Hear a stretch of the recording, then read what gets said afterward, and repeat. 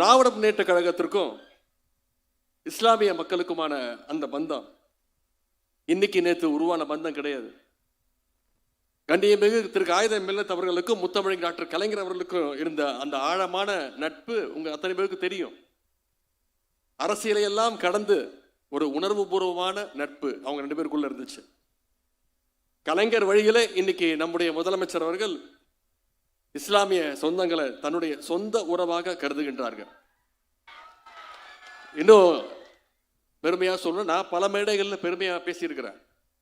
என்னுடைய பொது வாழ்க்கைக்கு நான் முறையா ஒரு போராட்டத்தில் ஈடுபட்டு கைது செய்யப்பட்டது எதுக்கு தெரியுமா?